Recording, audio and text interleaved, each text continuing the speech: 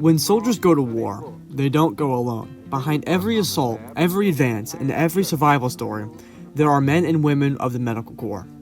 From the muddy fields of American Revolution, to helicopter evacuations in Vietnam, to the modern battlefield trauma care, military medicine has evolved into one of the most advanced medical systems in the world.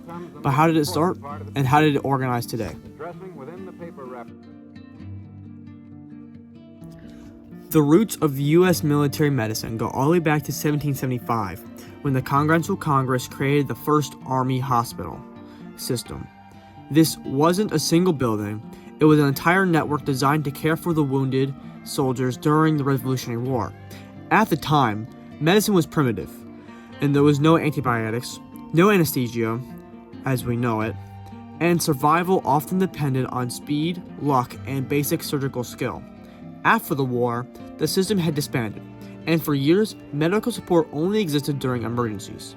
By 1818, the U.S. Army established a permanent medical program, and for the first time, the position of Surgeon General was created. This marked a major shift. Military medicine was no longer temporary, it was institutional. A bit of background on the Army Medical School was, it was proposed in 1862, quote, Surgeon General William Alexander Hammond proposed establishment of an Army medical school in which medical cadets and others seeking administration to the MC would receive such post-graduation instruction, Wikipedia.org said.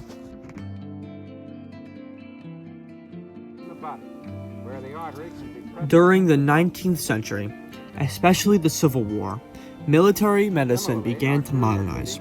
Systems for evacuation, triage, and organized care started to take shape. Field hospitals became more structured, and the role of trained medical personnel became critical.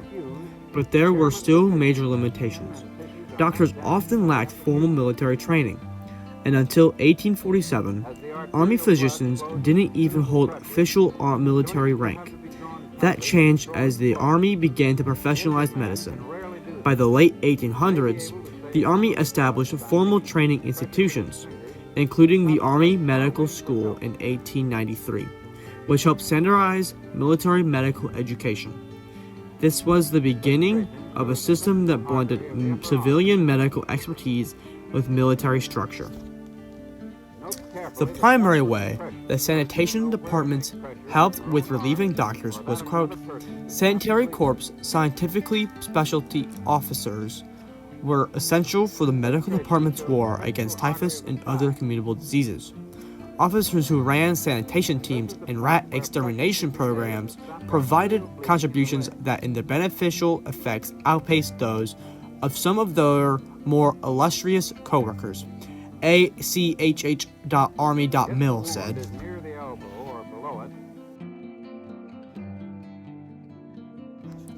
The World Wars forced military medicine to evolve rapidly. During World War I, the Army created the Sanitary Corps in 1917. Its job? Handle logistics, sanitation, and scientific support, freeing doctors to focus on treating patients. After the war, the need for permanent support structure became clear, so in 1920, the Army created the Medical Administrative Corps. Then during World War II, growth exploded. The Medical Administrative Corps went from fewer than 100 officers in 1939 to over 22,000 by 1945. This expansion reflected a key principle still used today. Doctors should treat patients, everyone else supports them. By 1947, multiple medical branches were unified into the Medical Service Corps.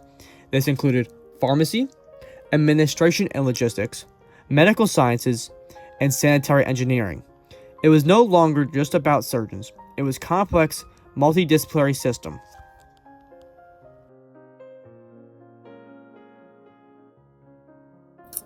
The Korean War introduced one of the biggest revolutions in battlefield medicine, the helicopter evacuation.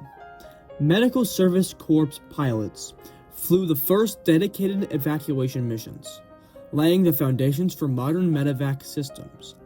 At the same time, new hospital concepts emerged, including the Mobile Army Surgical Hospital, or MASH. These units brought surgery closer to the battlefield more than ever. By Vietnam, evacuation times dropped dramatically, and survival rates skyrocketed. One iconic figure from this era was Major Charles Dustoff Kelly, who flew dangerous rescue missions under fire, establishing a legacy that continues today. Meanwhile, military medicine also advanced significantly. Blood transfusion systems improved, disease control expanded, and new treatments reduced mortality rates. Military medicine wasn't just saving soldiers, it was advancing global healthcare. Another fun tidbit from Vietnam is, quote, during the Vietnam era, serious physician shortfalls were experienced by the Defense Department, and it was at this time, 1966, that orthopedic physicians who had previously been excluded from active military service were admitted to the MC, Wikipedia.org said.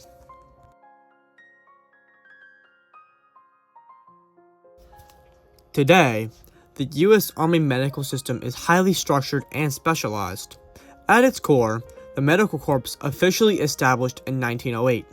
The branch consists of licensed physicians, specialists across every medical field, and fully deployable officers.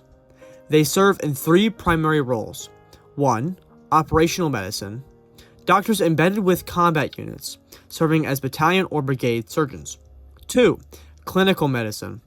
Physicians working in military hospitals and clinics, similar to civilian doctors. Finally, 3. Research medicine. Experts developing new treatments, technologies, and procedures. Supporting them is the Medical Service Corps, which handles logistics, administration, and specialized medical functions. Together, these branches form the backbone of Army medicine, a system designed to maintain readiness and save lives in any environment.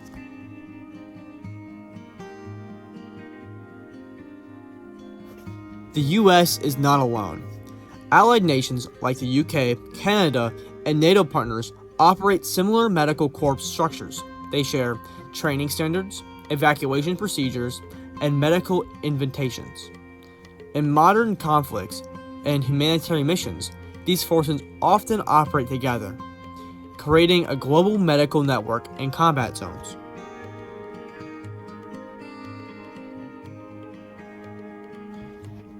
From a single Army hospital in 1775 to a global system and advanced battlefield care, the Medical Corps has become one of the most vital elements in military power.